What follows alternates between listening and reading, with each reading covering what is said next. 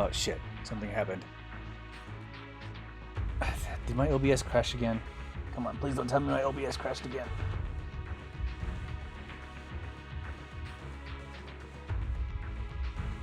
Okay, hold on. I gotta check if my OBS is working. No, it seems to be working. Sorry. Just understand, Ethel's the bad guy. That's all I want to say.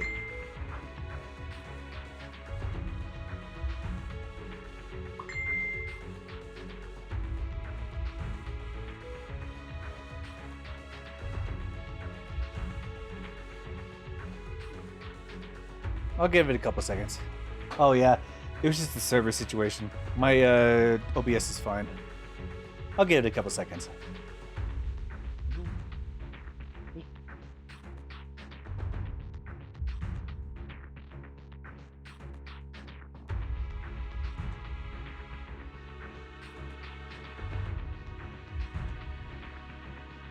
Okay, yeah, I'm gonna give it a couple seconds. Yeah, I think it was a server reset or something like that. It hasn't happened in a while. Honestly, my connections are usually pretty good. So I'm pretty sure it's like a server situation that reset my OBS. Because my OBS is running fine. No frames dropped, no signal drops or anything like that, so we'll give it a little while.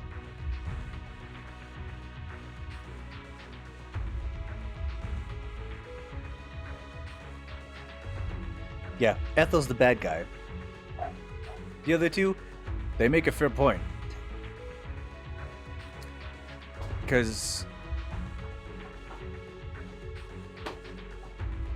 the child getting into art school, as much as the husband wanted to, she spent the money for the right reason in order to make sure that she had the opportunities to make sure she got into the art school.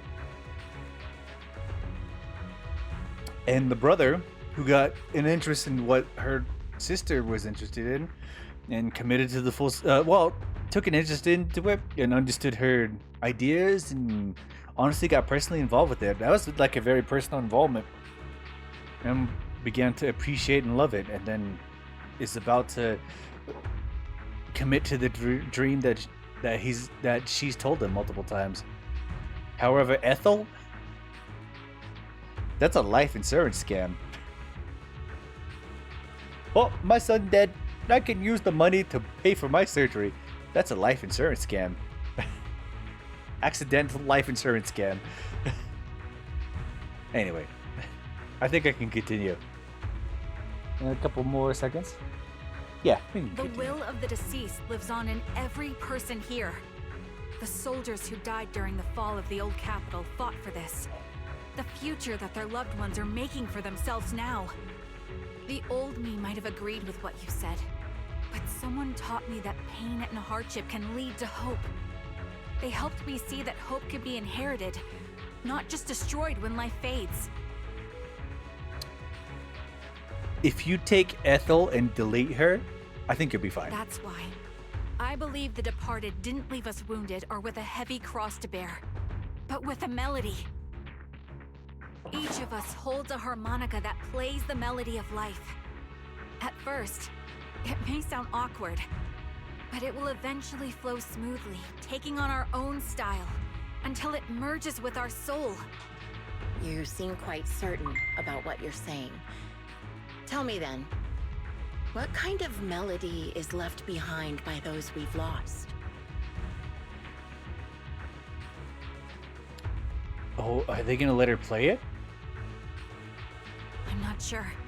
I can't picture the exact melody, but I trust the answer I've chosen. And I trust everything I've seen and heard. A vague and insubstantial answer, isn't it? I was right about you, Charon.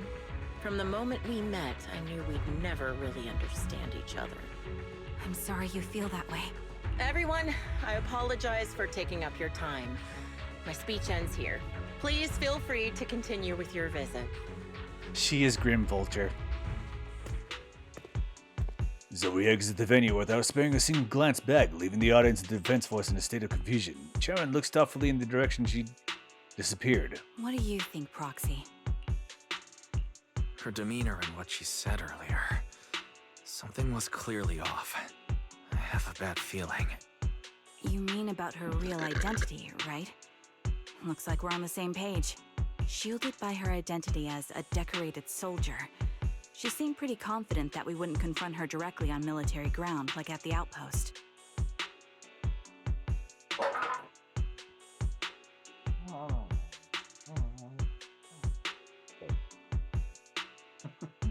Don't want to bother you too long.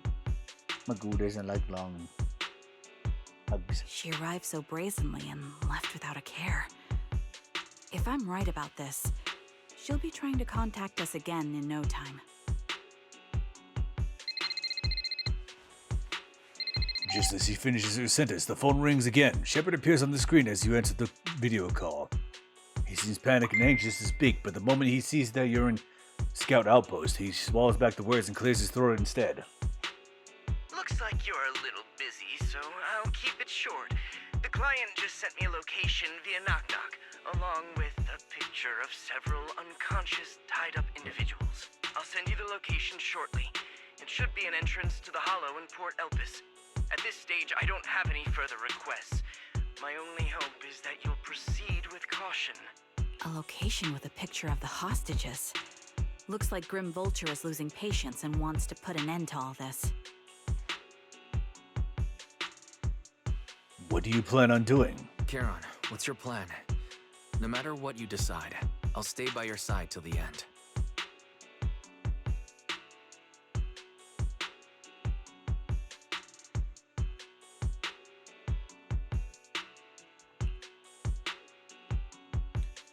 Sharon doesn't answer right away. Instead, she takes out the harmonica and looks down at it as if she's trying to decide. In the end, she tucks her harmonica Made away. up my mind. Proxy, please accept my official commission. Help me venture into the depths of the Hollow to rescue the client and any other hostages. It's time to put an end to this. It's up to me to stop Grim Vulture. Stop her from crushing everything in front of her with that heavy cross. Zoe, you done fucked up. You leave the Remembrance Day event with Charon and return to the video store as she cleans her firearm multiple times and keeps adjusting her breath. The showdown is about to begin. Roxy, thank you for accompanying this far. In the upcoming battle, Grim Vulture was likely already set up a stage filled with traps. We may need to brace ourselves for a tough fight. Do you have any strategy in mind, Charon? To be honest, there isn't a fully viable strategy. The opponent is a sniper and can keenly anticipate the timing and trajectory of each of my shots, dodging in advance. Entering the battlefield pre-prepared by such a formidable enemy alone is foreseeable that she will continuously occupy elevated sniper positions and realize the calculus.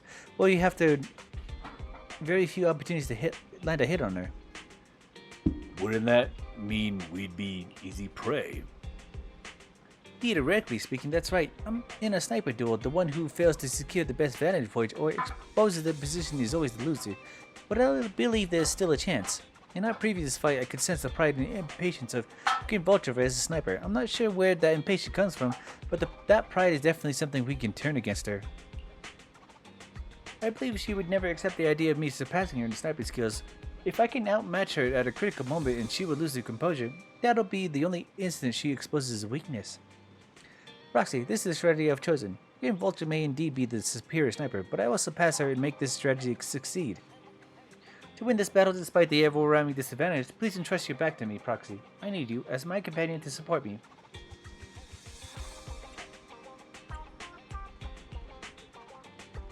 Yes, I will. I will protect you. So please, also provide me your guidance.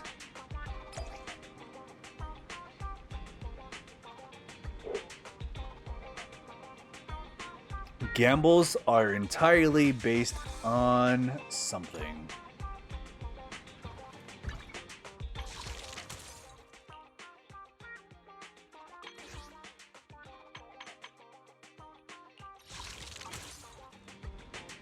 This is a very big gamble but against two skilled players, but we'll see how this goes.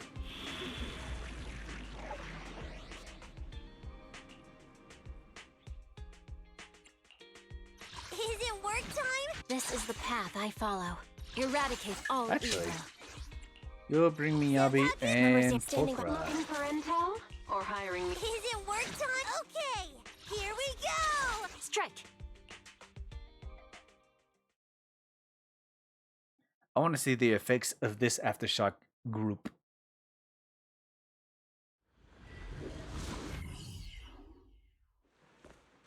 I don't know if I'm overhyping it or it just happens to be something that happens.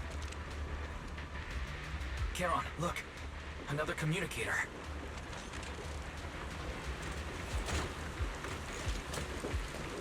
Sorry, got distracted. Another communicator. It's a bad habit for a sniper to be so talkative. Oh, really? I think it's rather good for my mental health to witness in real time how my target becomes desperate and gives up their struggle. If you only had trigger. If I only had trigger, I could look all the time. But nope. Do you really still need to disguise your voice? I thought you didn't want to hide anymore, Zoe. You're right. Seems there's no need for secrecy anymore. I, Zoe, the sniper known as Grim Vulture of Nemesis Squad, send you my regards. Zoe. No. Grim Vulture. You, like me, were one of the advanced troops deployed to suppress Hollow Zero right after the fall of the old capital, right? Noct, Cartes, and Impera squad. So far, all the victims have been members of these squads. They were initially supposed to enter the Hollow to reinforce the advanced troops. Nemesis, your squad, lacking reinforcements, lost everyone except you in the fall of the old capital. You blamed their deaths on the absence of reinforcements and sought revenge on them. That's my conclusion.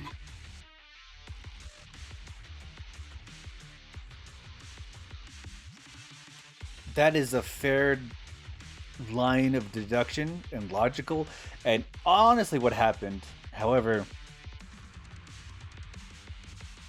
the thing that fucks me up is the absence of reinforcements. The fact that they pulled out is definitely what triggered this situation. Just like me. The fall of the old capital left you entirely alone. A sniper, the sole survivor, a mere pawn abandoned by the military. Don't you think we're very much alike?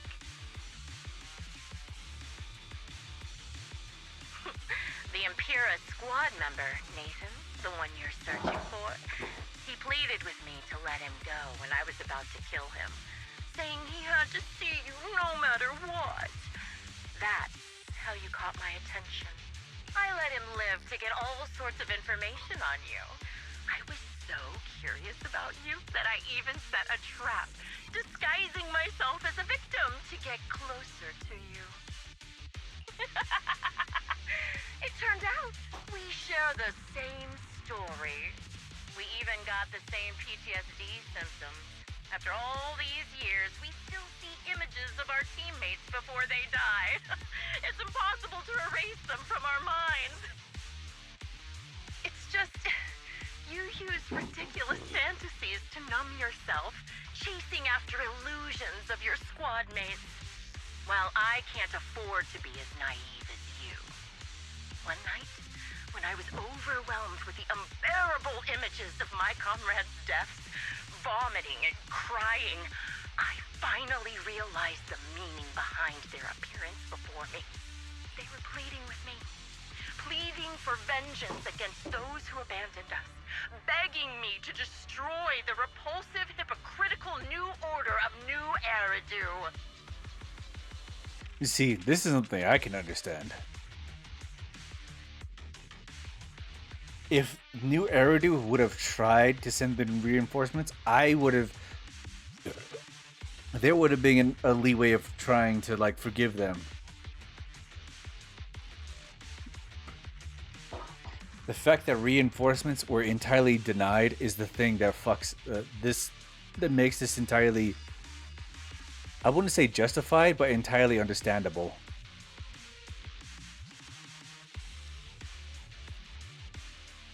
This is an abandoned soldier.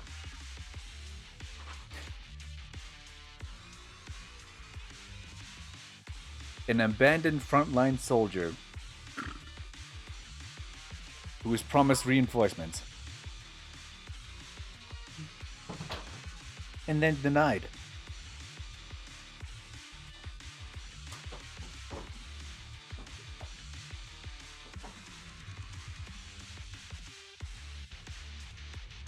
The thing is, there is no reason why it should have been denied. There should have been some effort put into making sure that these soldiers maybe given a chance to get out. No, they were just entirely abandoned. And that's the thing. It's no wonder why she's so angry.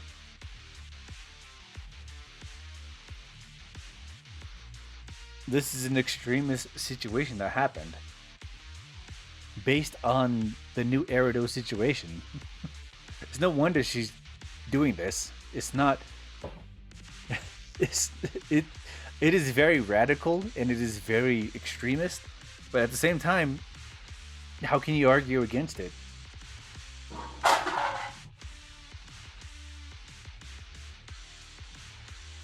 You can think about it logically as much as you want. Oh, no, it's been logically proven that this happened.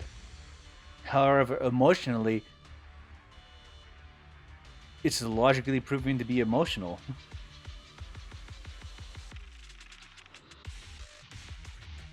Anyway, let's continue. I carried on their will. I began kidnapping targets and sniping them in the hollow, watching as they became corrupted and died in despair. So yeah, this is an entirely logical corruption. is what I would think, is what I should go with. She went through a lot of the situations and thought about how these reinforcements and how they got abandoned and how she basically get left on the front line and just basically left in the hollow and stuff like that. Like she had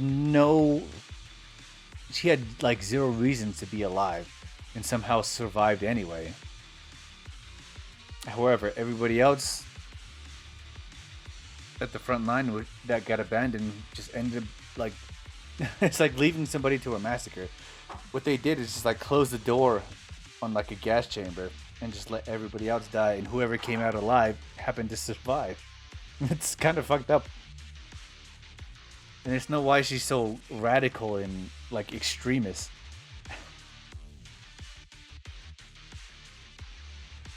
And basically, she's just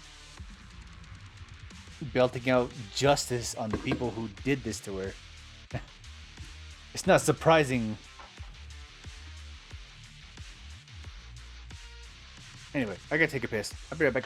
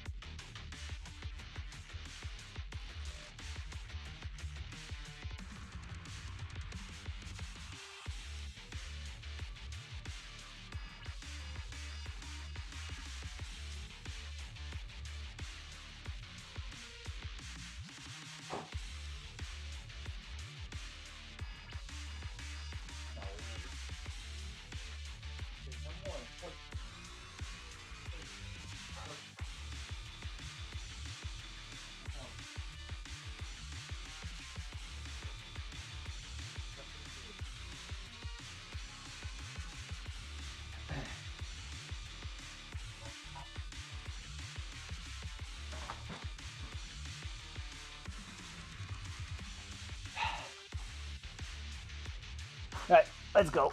You really think this is what they'd want? What else? Would they want me to be like you? Playing at a game of finding my missing squad mates, accepting their deaths when I'm done playing, and then forgiving the very enemy who killed them? The government. What a noble and virtuous gesture. Forgive on behalf of fallen comrades, coexist with new Eridu's order, and live peacefully among cowards. See, the thing that I think is most extreme is live peacefully among cowards. That's the most extremist view about this. The cowards. The cowards of New Eridu's order. That's the most extremist. And she's kind of half right with that situation. With the when it comes back to the reinforcements. Anyway, let's continue. Precisely because you and I are so similar that this hypocritical and cruel attitude makes it even harder for me to forgive you. After our first conversation, I was certain I must end your life myself to prove I'm right. That's exactly what I wanted to say to you, too. Because we've suffered the same hardships, I can't accept the path of destruction you've chosen. I mean, yeah, that's a fair Jesse, point. Aaron, Nathan, the client I've been searching for, and any other targets of revenge you've set your sights on. They all feel regret and struggle over the choices they made back then. But you can't see any of that. You didn't target the higher-ups who misjudged the situation, the dangerous ethereals who killed your comrades, or the ones responsible for the fall of the old capital. Instead, you went after the easiest targets.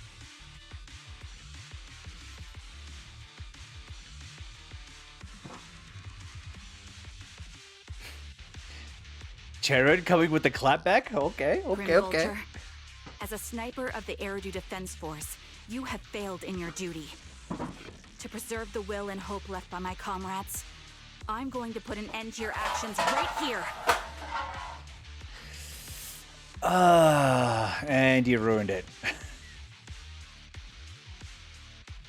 She brought hope, and then she fucking destroyed it herself.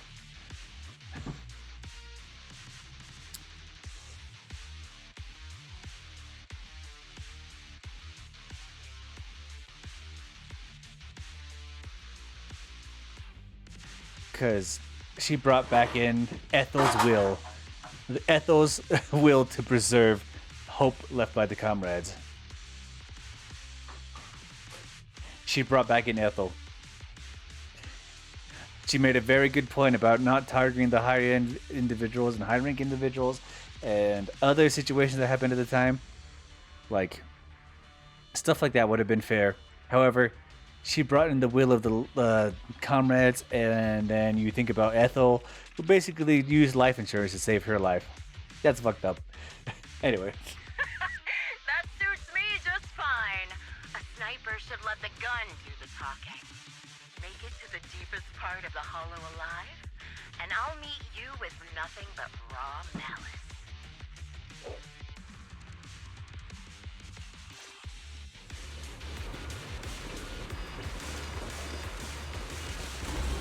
Since you made it here, let me reward you with a few things you don't know. Noct, Cartus, Impura, and many other squads. Did you know the reinforcements that were meant to back us up ended up deciding to retreat? Ether Raven activate. Relying on a show of hands to vote. Isn't that ridiculous? Our lives guarded in such an absurd way, like a kindergarten election for class monitor. Focus. So, when I killed them, I employed the same method. I made the dozen or so people I captured vote on who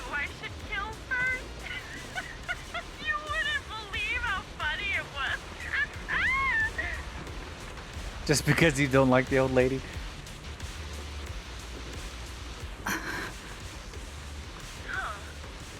Laugh! Why aren't you laughing? No, it's not because I don't like the old lady. The old lady fucked herself.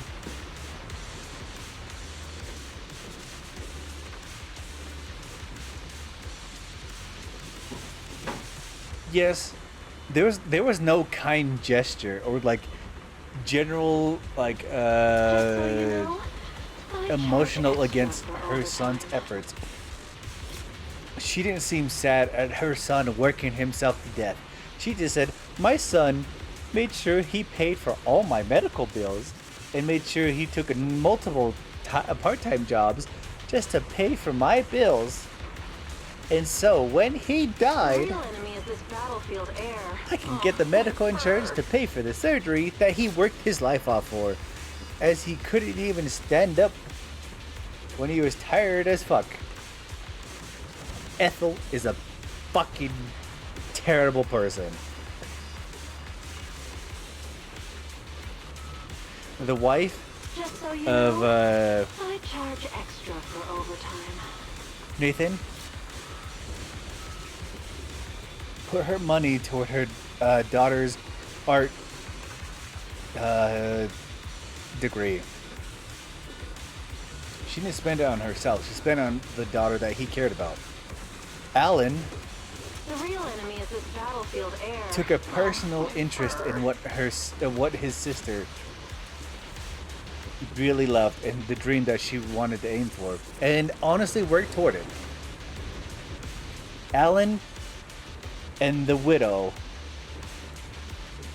are the best character situations in the Trigger Just so you storyline. know, Ethel I charge is a extra fucking for bitch overtime. who took life insurance money for herself.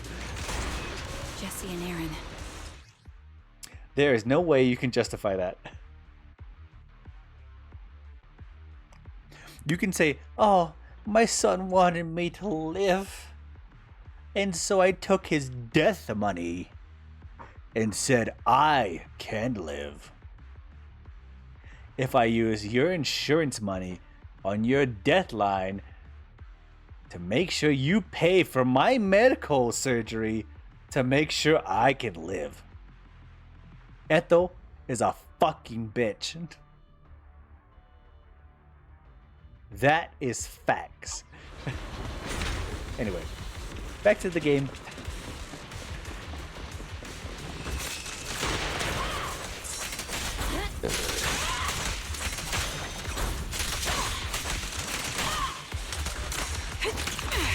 Adjusting for wind.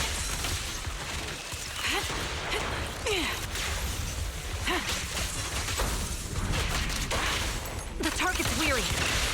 My heart is a mirror. Supporting the vision. Weakling. Show no mercy. Scatter!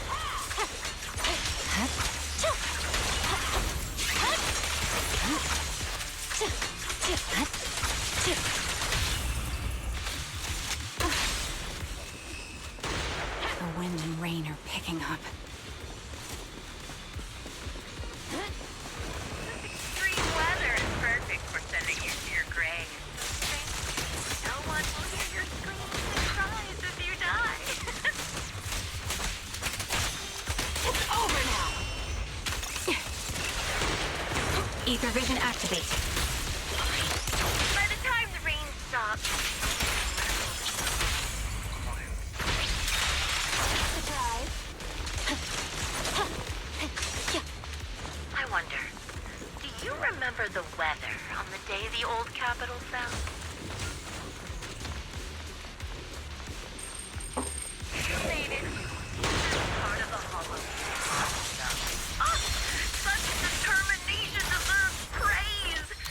Now, time for the final showdown,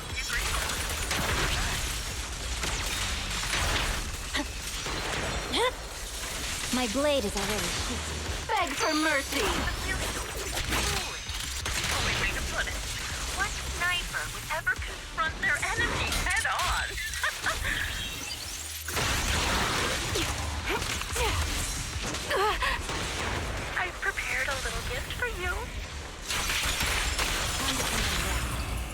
slip off. I made this dangerous material you corrupting a high-ranking officer.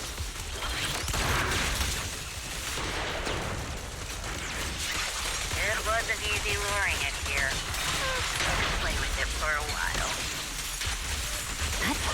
You're done. I'll watch you from above. Then I'll put a bullet right through your heart.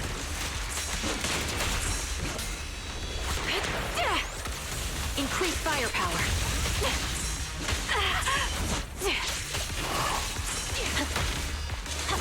Time to pin him down. I'll pierce right through. It's over.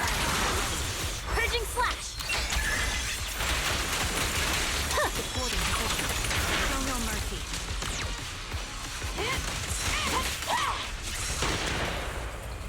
Focusing. Quick shot. This prey is mine.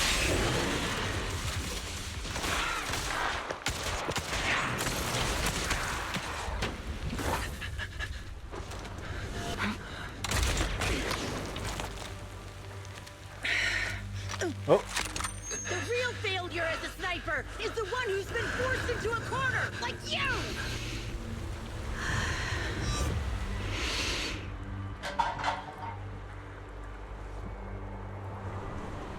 The wind. It's shifting. what is he gonna do? I won't fall for your distractions so easily. What? I will surpass you with my own melody of victory. Damn! And let the wind be the opening notes. Oh, Charon! No! Wake up! Charon!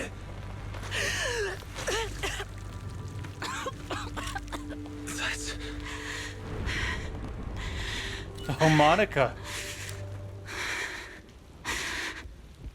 Okay, what is that harmonica made out of? That's a sniper bullet. What the fuck is that harmonica made out of? After the gunshot, the hollow fell silent once more, leaving only the countless biting raindrops, attempting over and over to wash away the scent of blood that oozed from the wounds of the defeated, only to fail time and time again. The loser pays no attention to her mortal wound, only staring at the distant horizon as though salvation might be waiting there. Some time later, the victor has climbed from the still and stands in front of her. They share their last words while the defeated still has the energy to converse. Just you? Where's your friend, the proxy? They both pierced the lung. At least that's what they were both going for.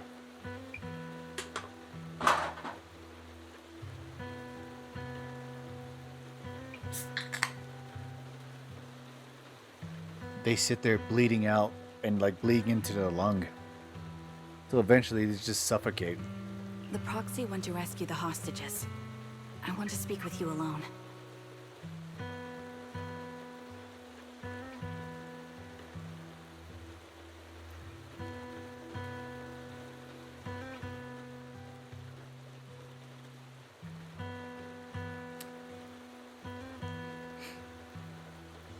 Yeah, that's the general situation about it.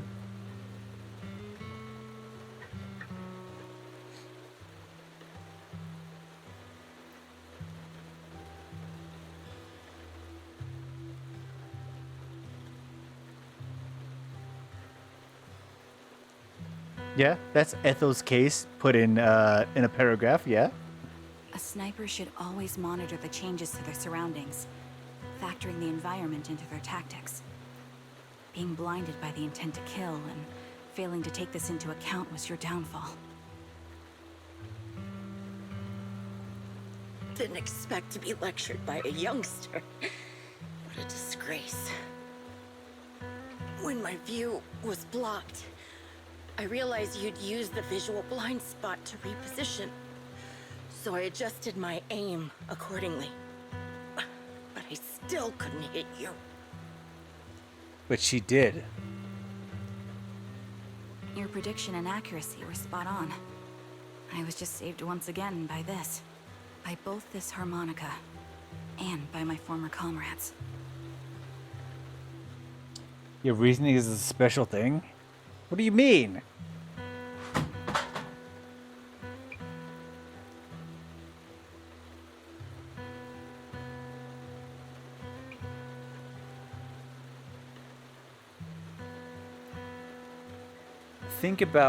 Think about this generally. A mother. Oh shit, sorry. If this was a mother who cared about their child, would definitely not want their child to work themselves to the bone. If this is a mother who loved their child, would definitely not want them to work themselves to the bone. Would never give them that option. Would say, oh, I can take another part-time job. I can do this. I can do this. I can do this. Would never put that off on their child. But this man worked day and night to make sure that their mother lived. And in the one situation where she had a chance to live, she just said, okay, you die, I get to live. And take the surgery that he wanted him to. In no way, in the storyline that they put forward, did they say that she had any sympathy or empathy for her son that worked hard on it. They just said the son worked himself to his bone. Worked himself to the bone and said, yes, my mother matters more than me. And the mother said, okay, I matter more to you than your own life. And she said, I'll take the life insurance, the life money, life insurance money, and just say, I'm gonna fix myself. And now she's saying, oh, my son saved my life, but I don't care about the effort he put in. That's the thing. Is it's like, my son died, I get money, I save life. That's the thing about it. There is no empathy on the opposite side of that situation. She just said, my son died, I make money, I save my life. She didn't talk about the effort that he put in. She mentioned it once and said, my son worked very hard to make sure that these things happened. But she gave no empathy to the amount of love and effort that he put in to make sure that she had her medical bills put in. They mentioned it like a little snippet at the beginning. And so Edo's a fucking bitch.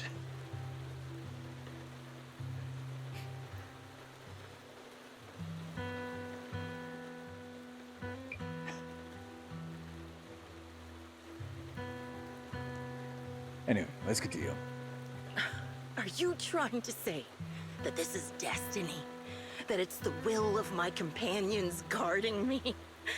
I lost to the wave of ethereals, to the military's betrayal. And now I lose to your reckless actions, driven by some ridiculous fantasy. Your fantasy, your attitude, your very existence, and the outcome of this battle. They are the greatest denial and insult to my revenge. Yet you're emitting a much calmer ether energy now. Almost as if you found relief. My vision is fading. I can't see my comrades on the brink of death anymore. My wounds are fatal. I don't feel any pain. Relief. It's not such a bad thing. Did you intend for me to kill you from the start? Let me answer that question with a story. The first time I saw you was actually during the fall of the old capital. My comrades were all dead, and the reinforcements the higher-ups promised before the mission never came. I can't even remember how long the fight went on. Ultimately, I had no choice but to retreat, failing to bring back my squad mates' bodies. I made my way through one battle line after another. The advanced troops were nearly wiped out. But when I reached a certain front, a small squad of survivors called out to me. Few people can still stand after such severe corruption and injury, but all 5 of them were still fighting. They were protecting a girl who had lost her sight and fallen unconscious while searching for a way out of the hollow. They told me they were beyond saving, and if I planned to retreat, I must take the girl with me. I couldn't turn down the last request of a group of heroic soldiers about to die in battle. Your comrades entrusted your life to me. I was the one who brought you out of the hollow. You already know what happened afterward. It didn't take long for you to leave the defense force after you came to. Just like me. I developed PTSD so intense that sometimes I couldn't even hold a normal conversation. But for me, the hardest blow was the death of my squad. To an orphan like me, they were family. If the reinforcements had kept their word and provided support, they wouldn't have died for nothing. Don't you ever have that thought? You see, this is where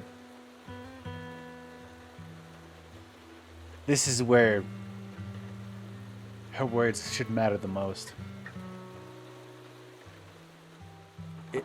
They wouldn't have died for nothing.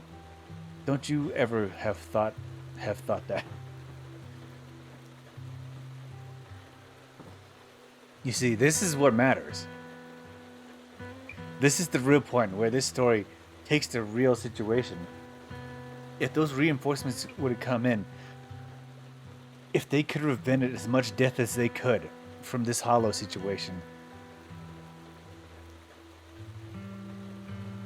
these people that were on the front line would have died for nothing.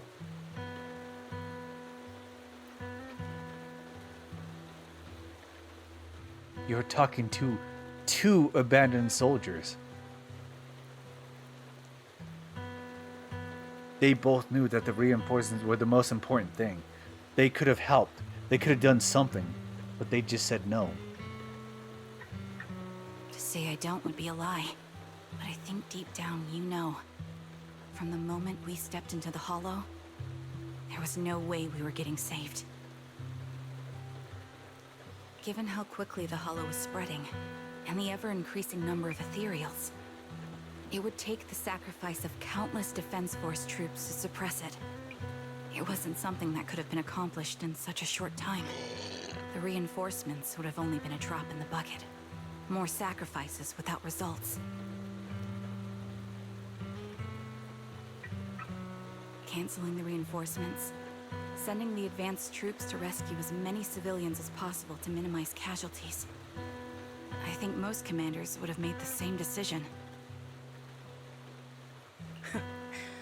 Objective and cold logic. I understand it, of course. But when you see members of the reinforcements living happy lives years later, can you still keep your composure?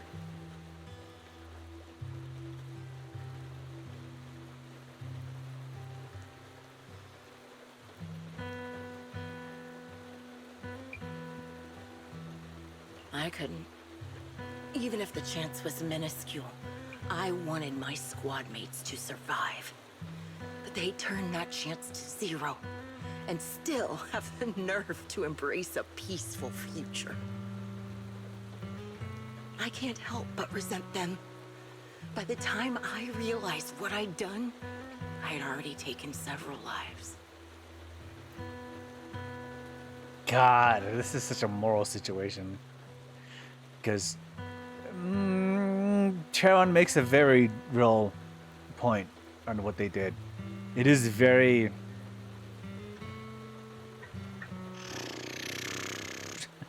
Suddenly the hardest wheels suddenly makes a real situation.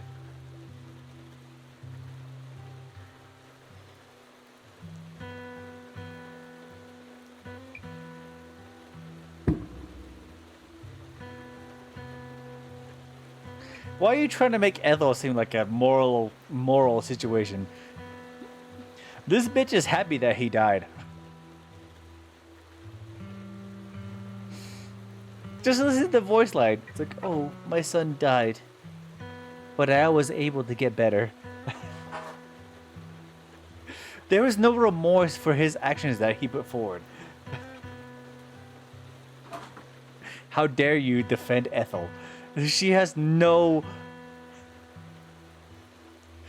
If she was a good mother, I don't know how good of a mother she was. But she's, from my perspective that I've had so far with Ethel, she's a bitch. She didn't fucking care about her son.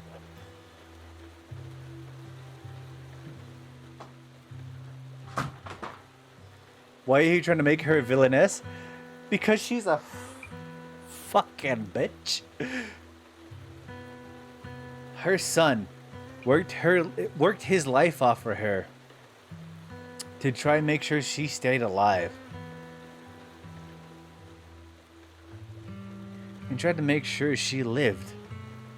Tried to make sure that they could spend time together. We walk up to her, and you know what the first thing she says is?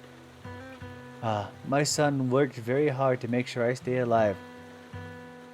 And so when he died, I made to make sure that surgery money made sure to make me sure that I can stay alive. Are you fucking kidding me? That's self-preservation in the most greediest way you can think of. She used her son's entire life insurance policy from the government to make sure that she could take a surgery to make sure she lives.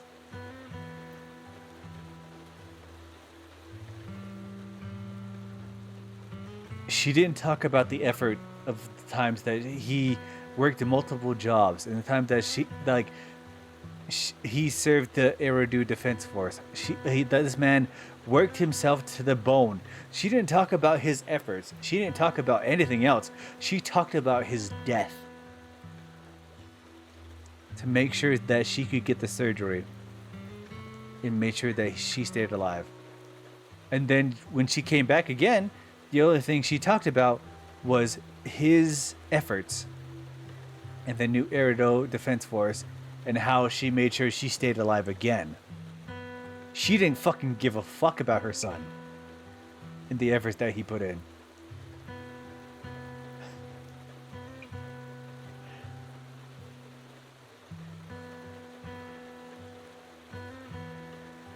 How many years has it been since she's been able to accept it and move on?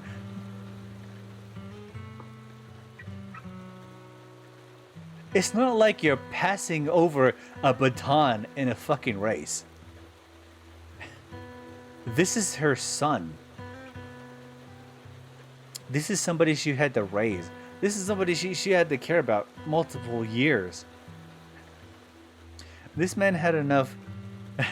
She had at least 18 to 24 years of his life of raising this person.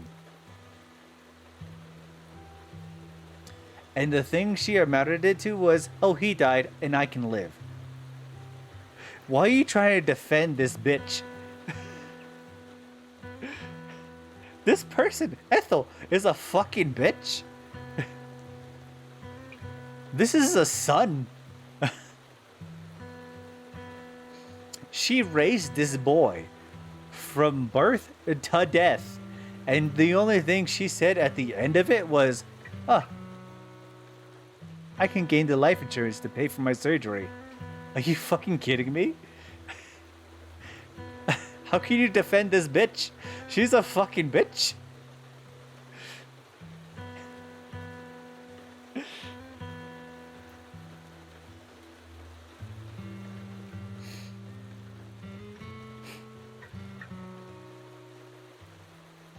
She didn't even say anything nice to him on Remembrance Day other than, oh, he protected the last line of his defense. And then I live. Are you fucking kidding me? She said one nice line about him. Not his efforts, not his tiring work, and not his. She mentioned once his ties to Charon. She mentioned that little effort, and it gave me a little bit of leeway. But then she went back to and then he died, and now I live. Are you kidding me? She's a fucking bitch. Anyway, let's continue. Nathan. When I tied him up and was about to kill him, he begged me to spare him, saying he had something to give you, no matter what. That was when you re-entered my line of sight. I think I've said this before. We're very similar, yet we have completely opposite beliefs. After meeting you, I became even more certain. In the face of suffering, I chose destruction, while you were destined to choose to protect. But you're still entangled in your obsession with your squad mates. If this continues, you'll eventually sink into a void of despair. Your hope is like a bubble, ready to burst at any moment. I mean, yeah.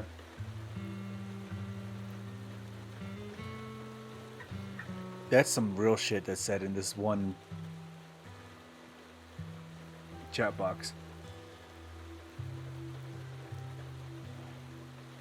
The version of you I want to kill is the complete one, who can firmly reject my answer. If you haven't found your answer yet, then I'll be the one to push you forward.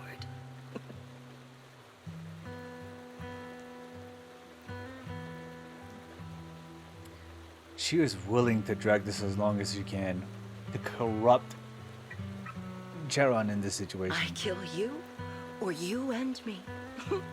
Either way works. But after seeing your growth, maybe I'd prefer you to step over my body. That's the final answer. Yeah, it's a very self-destructive situation. It wouldn't have mattered to her whether she would have won or she would have lost. If she won, it means, well, I don't actually know what it means to her. The only thing that she wanted was, she's an abandoned soldier, so the only thing she had to outrage about was against the commanders and people of power and stuff like that. And I mean, Sharon said it herself. If she would have done against like commanders in situations like that, she just lashed out at anybody that she could have.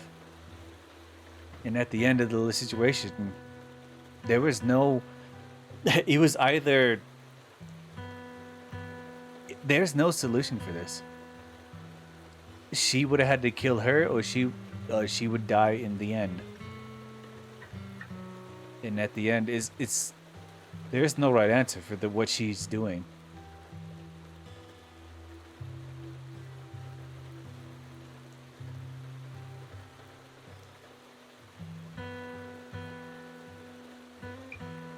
Why? Emptiness and doubt. Yeah. Okay. Let me read.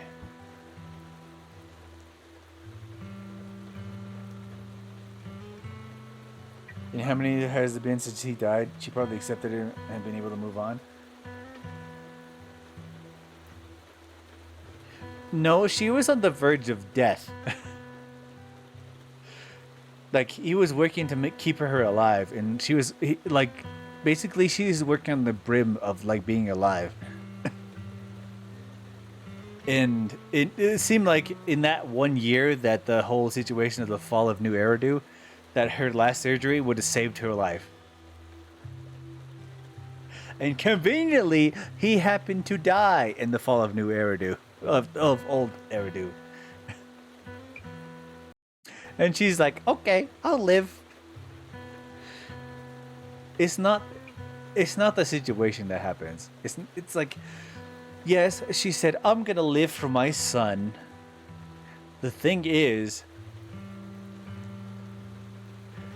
I know you're trying to make a point about that, is that she wanted to live more for her son. Which is fine to make a point out of. The thing is, she gives no empathy to the amount of effort that she put in, that the son put in.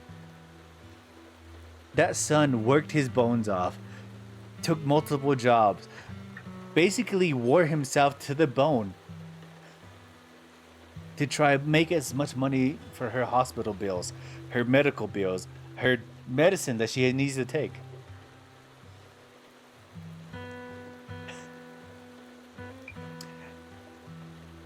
This man worked himself to the bone, and the thing she says is, he's dead, I'm okay now. That's the thing I'm making about it, is that she does not even mention the effort that he put in. Ethel is a fucking bitch. And I am sad that she got the healthcare that she deserved. And not the son that she should be appreciative of. That son should be cemented in her eyes. And you know what that turned into? A life insurance policy.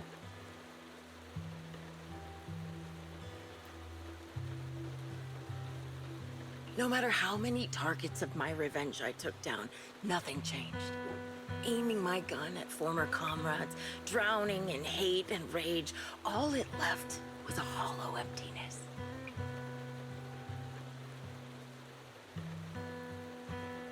But you're different. You've gained unconditional trust from the proxy. You have the courage to fight through my trap. And eventually, you'll have a melody that's uniquely yours. My belief has faltered. I finally remember my squad mates were fools just like you. Sorry, got distracted. You're right. They would never want me to become this way. I talk about carrying their cross. But in truth, I never carried their will. So be it. Take the hostage and go. A villain stained with the blood of others deserves nothing but a miserable end. I'm looking forward to how long you'll be able to protect those in front of your eyes. But she's blind. Sharon doesn't leave. I say she kneels beside Grim Vulture, picks up the bullet-marked harmonica, and begins playing a melody titled Homecoming.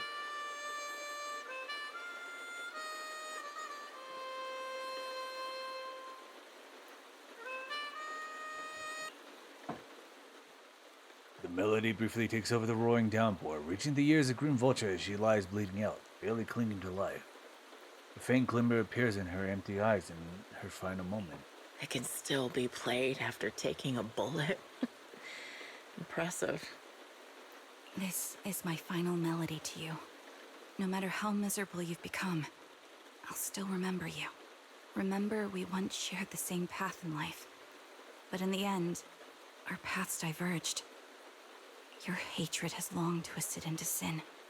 But if not for you, I wouldn't have learned how to hate, or found the true targets of my hatred. I used to know nothing. My teammates served as my teachers and taught me so much. And I think you must be my final teacher.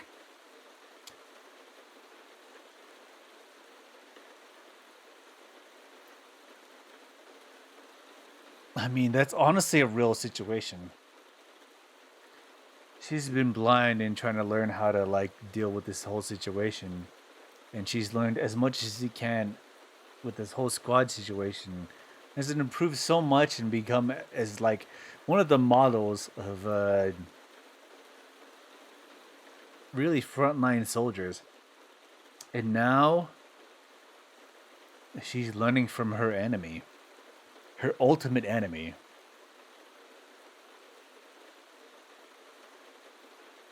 And I appreciate that she honestly sees that as well.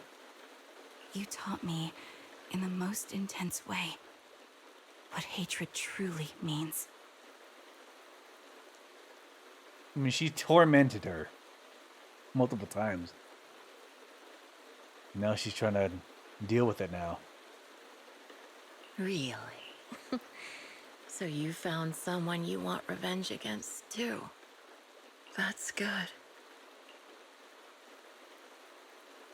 The melody of homecoming plays on as the girl endures the agony of her calculated rejection, struggling to make the harmonica nose rise above the sound of the rain. As the last note fades amidst the relentless downpour, the defeated one takes her final breath.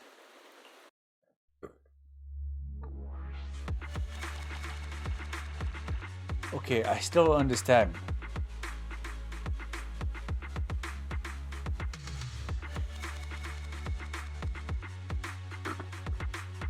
Why does the music of the harmonica cause their rejection?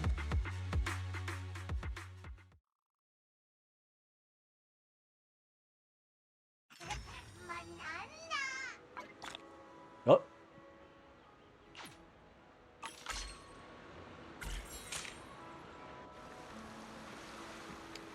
You rescued the kidnapped people. Leave the hollow and anonymously report things to PubTech and update Shepard on the situation. This series of tasks need to be done after such an intense battle leaves you dizzy. After requesting you meet the client with Shepard, you receive his messages calling you to Port Elpis.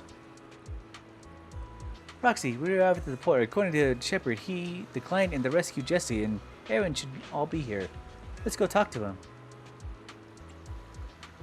Is something bothering you? No, Proxy, you noticed, even though we defeated Grim Vulture, I still can't seem to let it go. Just as I thought, when the wind changed and the falling banner blocked her vision, she could have retreated and waited for her sign to clear and then resume sniping. If she had done that, I would have had no chance of winning.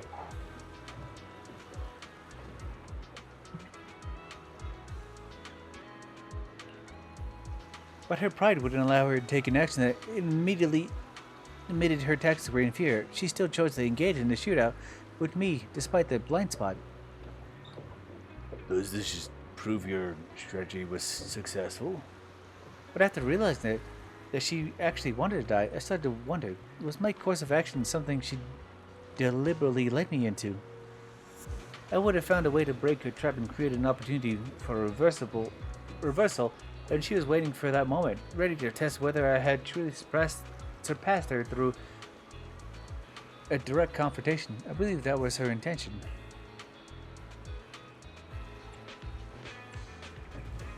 Her feelings must have been very complicated. Proxy, you told me that Grim Vulture once appeared here at the port, standing by the trash can on the wooded pier, gazing out at the sea. What was she thinking back then, I wonder? Sigh, I was just talking to myself. Let's go meet the client together. He's still alive and hasn't become another of Big Grim Vulture's victims. I suppose that was the best news we could have. Although I already understand that the client's true identity is not my teammate, it may not bring the hope I've longed for. I still want to face him. I need to take a piss. I'll be right back.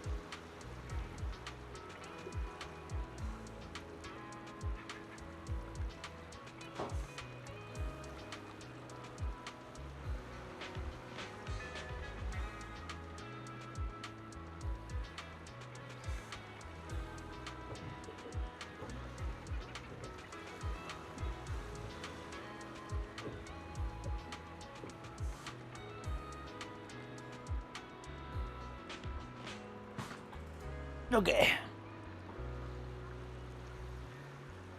Here we go. All right, let's go.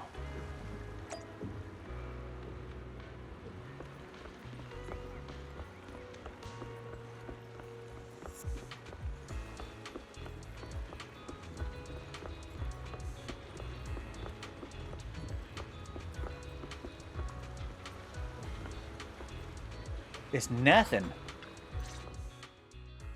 So you're the sniper from Liar Squad. It's nice to finally meet you. And you must be the one who's been searching for me. Nathan, the younger brother of Lethe. It's good to see you safe and sound.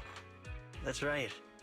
I'm sorry for causing all this trouble. I nearly cost you your life, becoming a target of a victim from the fall of the old capital. Maybe that's what I get, not helping my brother and the rest of the defense force back then. Oh no. She took advantage of that. Ah. That's so bad. When the reinforcements decided to retreat, I spoke out against it. I had family among the soldiers already in the Hollow, but I didn't have the courage to take that step. The one that might have cost me my life. I'm sorry. Wait, what? No. Wait, what? This is a contradictory story. This is a contradictory chat box. When the reinforcements decided to retreat, I spoke out against it. I had family among the soldiers already in the Hollow, but I didn't have the courage to take that step. He spoke... What? He did what he needed to do. He spoke out against it, and... What?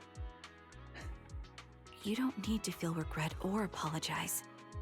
The outcome wasn't something you could have controlled. You cared deeply for Lethe, and even today you still think of him. To someone like him, who always cherished family, that's more than enough. Yeah, that's an entirely contradictory sentence. He did speak out about it, and then suddenly he didn't speak out about it? Thank you. I heard you've been searching for the members of Liar Squad all these years. I'm nothing compared to your determination. Thank you for everything you've done, but please stop the search. It's time for you to start living a life that's truly your own. Okay, in what way?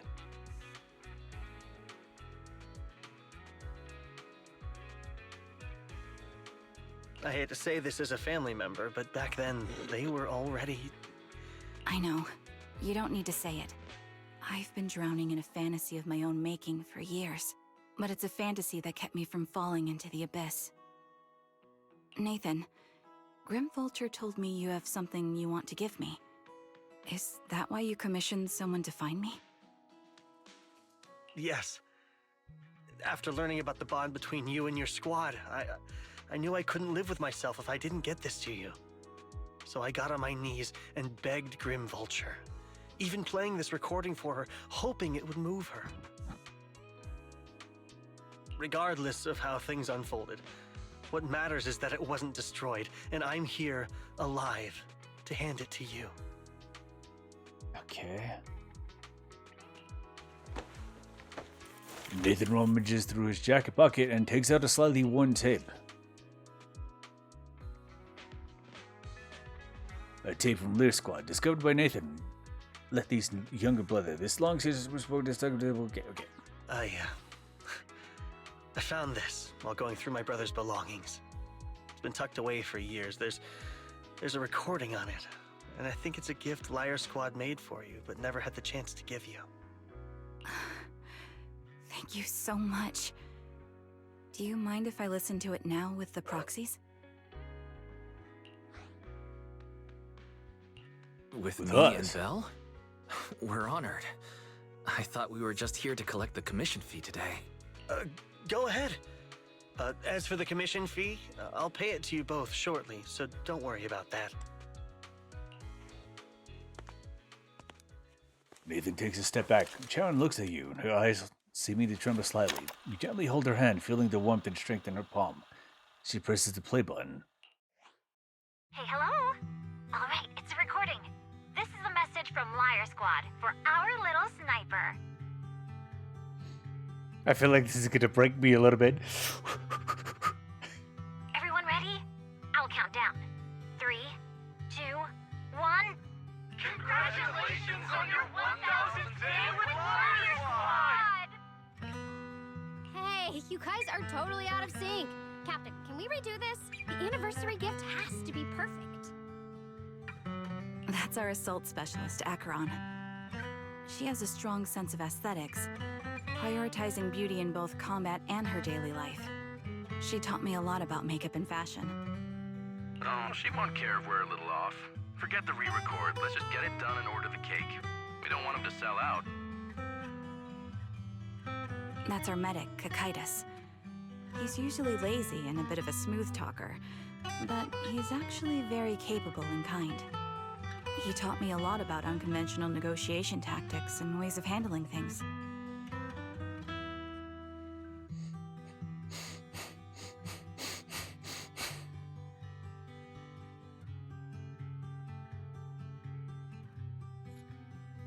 What the fuck? They ain't pulling out the fucking... They're pulling out the fucking graph. Motherfuckers. They're pulling out the fucking... You two, stop arguing during the recording. I've already ordered the cake. If you keep rambling, we really will have to re-record this. Cut the chatter already. And that Styx, a reliable artillery specialist. He's the oldest in the squad. He loves sharing photos of his daughter and reminiscing about how he wooed his wife. The way he won her over inspired me a lot.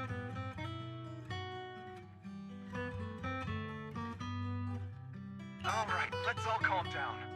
Wouldn't want to get on the captain's bad side. Captain, would you like to go first? We can edit or re-record whatever we need to. That's our scout and engineer, Lethe. He's a bit self-conscious because of how his younger brother excels, and he's somewhat introverted. But he's actually very capable. He taught me sharp observation skills, calm execution under pressure, and how to make use of the environment.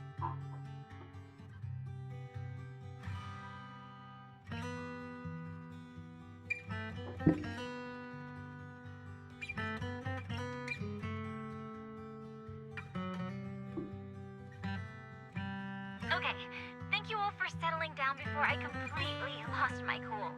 It's fine. No need to cut anything or re-record. Let's just keep it as it is. Loud and messy, just like our Liar Squad. That's our captain, who took me in and taught me how to play the harmonica.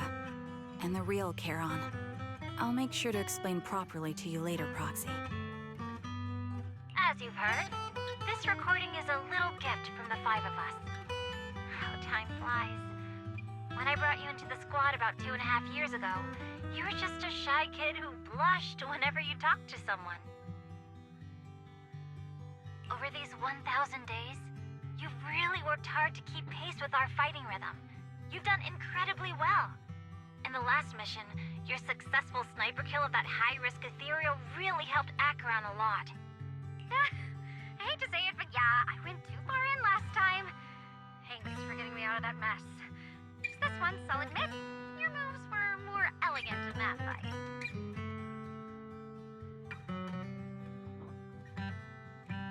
This is fucking me up a little bit, Mud. A little bit more than I thought I would. Whew. And not just that fight. Ever since you became a quicker shot and learned to adjust for wind speeds on the fly, we've been taking fewer and fewer hits. Makes my job way easier. So, cheers. You often worry about not doing enough. But in these 2.5 years, you've absorbed everything I know about stealth, reconnaissance, and tactical countermeasures. Trust me, you'll become an incredibly skilled sniper.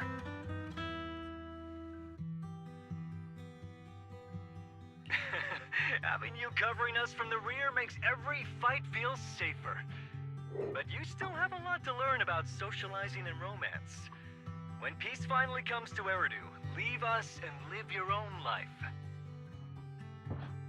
Where did that come from? She's not leaving us. Even if she retired, After, she'll move into my house and I'll spoil her with loads of beautiful clothes. We can talk about living alone in 10 or 20 years.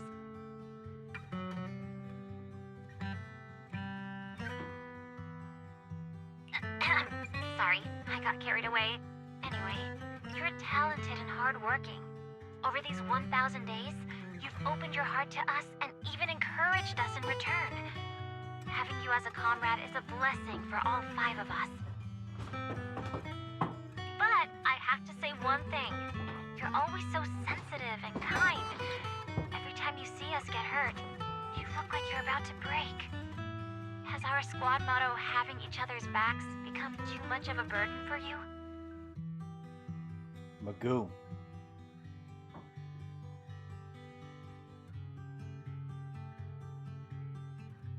I get how you feel. When your squad mates trust you with their backs, your first instinct is to protect them, right? But that's not the way it should be. No one can shoulder everything alone. Don't try to carry everything on your own. Choosing to fight on the battlefield is my resolve. Feel it. Share yours with me. And when it's your turn to watch my back, I'll give my all to honor it too.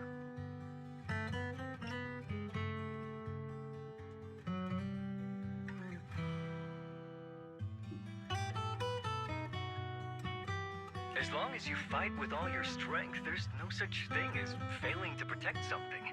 Because your will and our will is preserved and carried on in other ways. But don't let that weigh on you.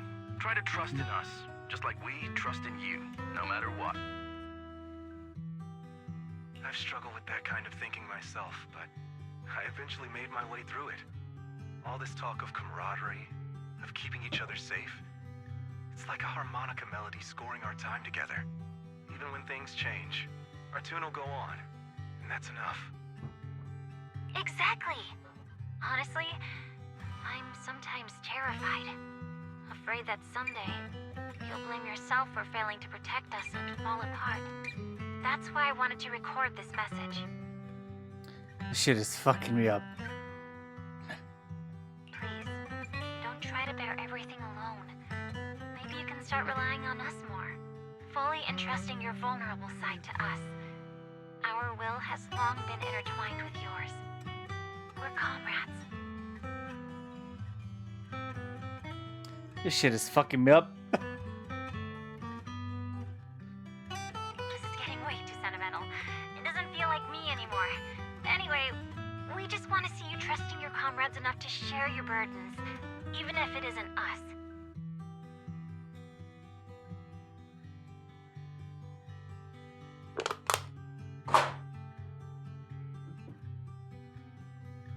Finally, we'd like to give you the song that's closest to us.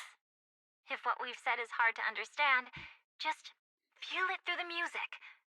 Please, enjoy my masterpiece, Homecoming.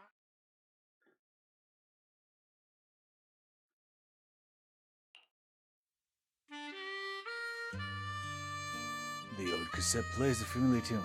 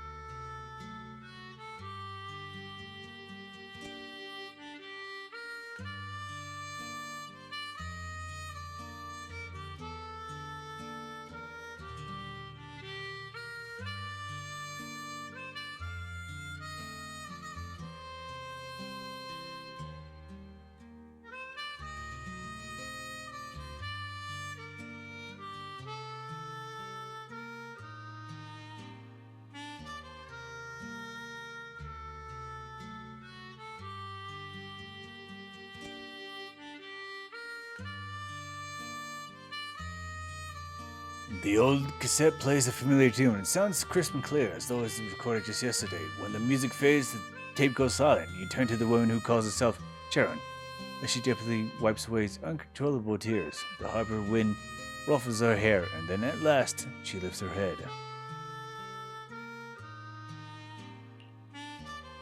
Proxy, do you remember? I was once terrified of seeing the look on their faces. Of course. Can you see them clearly now? Yes, crystal clear. As if I've returned to the exact moment of parting.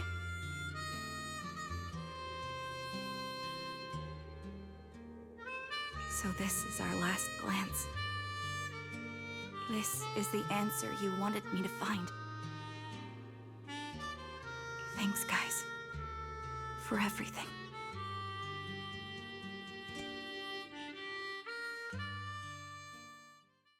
After meeting with Nathan, you spend a long time with Charon at Port Elpis, letting the sea breeze wash over you. You don't say a word because you both know it'll be some time to part ways. As the temperature begins to cool, you head back to 6th Street with her.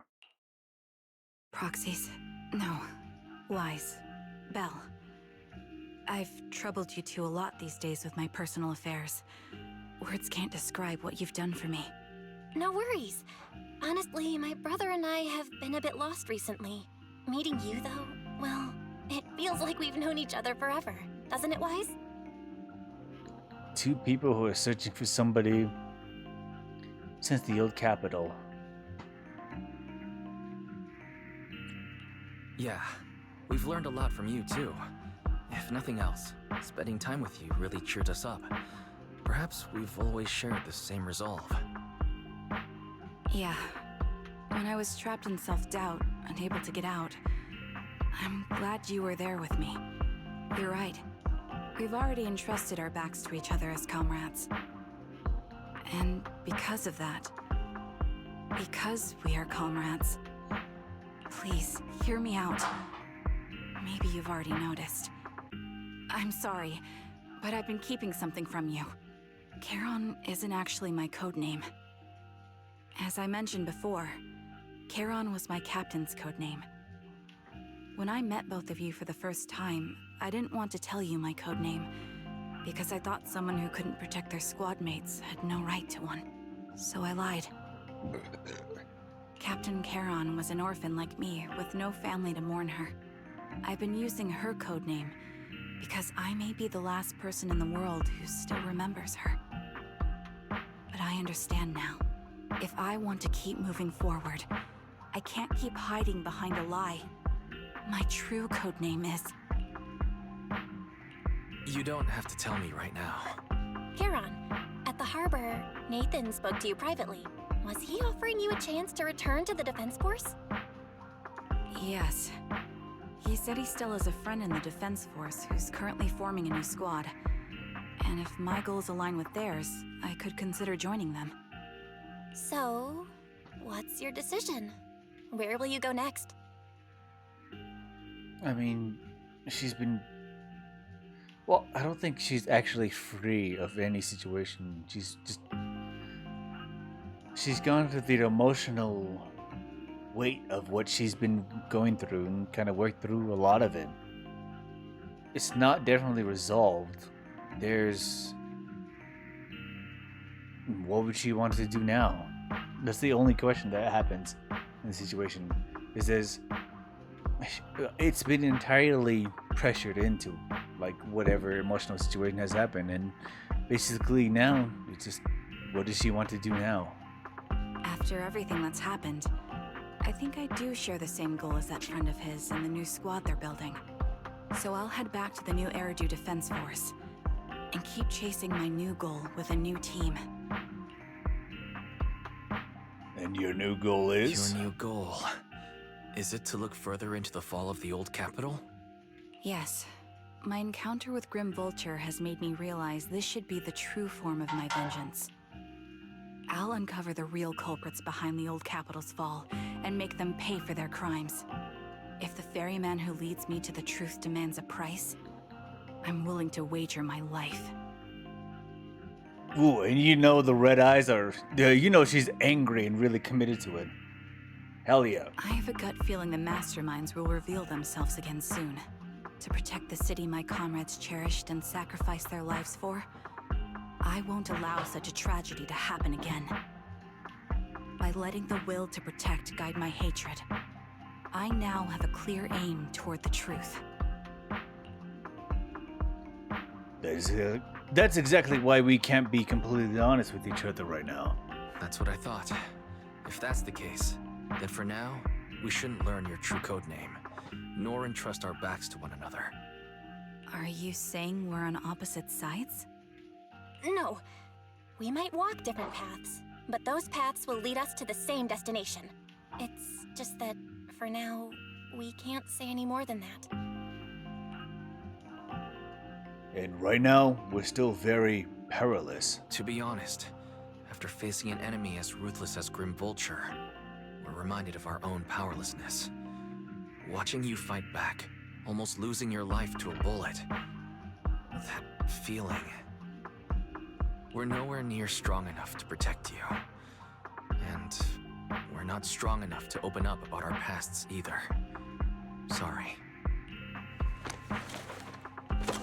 Without a second thought of hesitation, Charon takes hold of each of your hands and brings them together at her chest.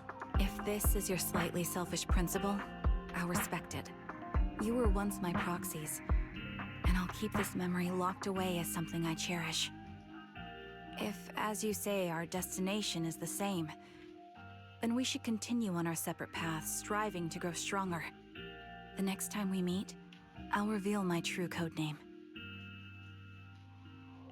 Oh, the real name drops soon. I hope we can become true comrades. I want your presence to forever remain in the melody of my life.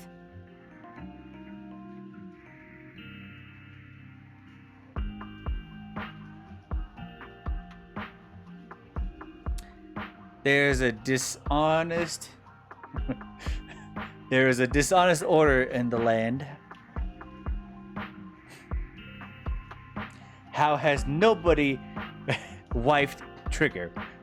How dare they? Charon deserves the wife material. How dare they?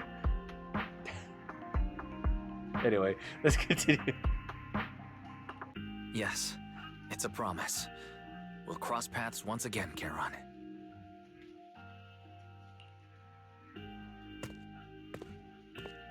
You watch the woman who calls herself Charon and walk forward and farther away. A defense-white soldier who waits for her at the end of her path. Hello. I'm the sniper from the former Liar Squad of the Chrysoberyl Division, recommended by Captain Nathan, originally of the new Eridu Defense Forces Obsidian Division, Impera Squad. Ah, I heard about you from my superior. You're the one who dealt with the serial murders targeting the Defense Force, right? Well, the new Eridu Defense Force is ready to welcome you back.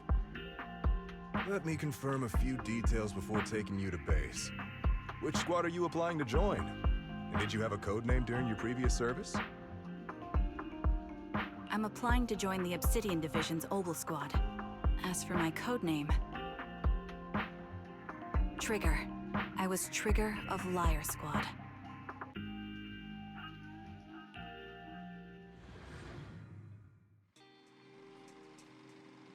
Everything has come to an end. Weiss, do you think you'll ever see Charon again? For sure. Looking forward to it too. I hope we can grow, get stronger, and get greater power to face any crisis when we reunite with her then. We have to. Hear her real codename. We might think alike, however. After hearing Charon and Grim Vulture stories, I can't help but feel a bit sad. They had the same fate, but in the end they walked completely different paths and became enemies. Wise, if hypothetically we also encountered enemies who experienced the same fate and now work completely different paths with opposing goals, forced to be enemies, what would you do?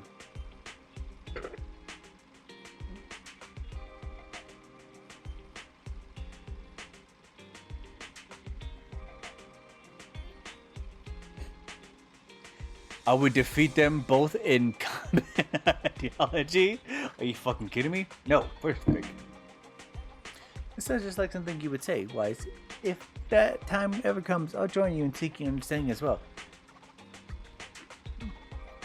We should face everything together, right?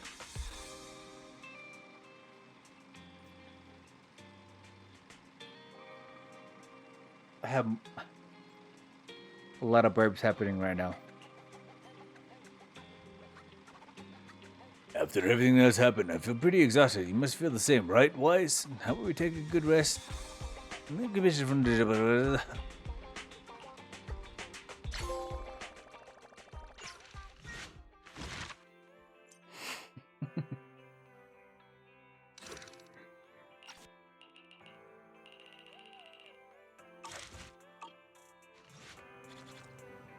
What a good story mode.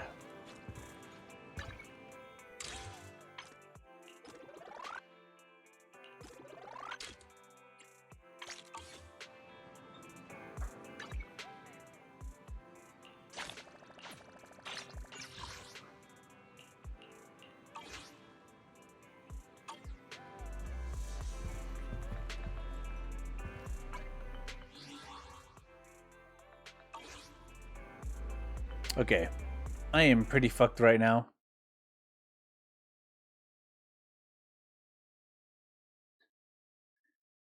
Simply because, well, I haven't eaten anything today.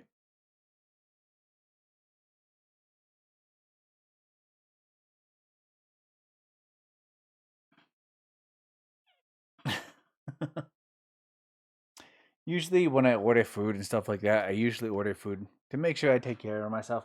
But today,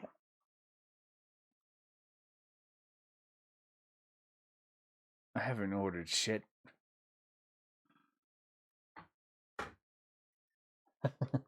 So I am pretty intoxicated right now on a pretty empty stomach. So for now, I think I'm gonna end stream for today.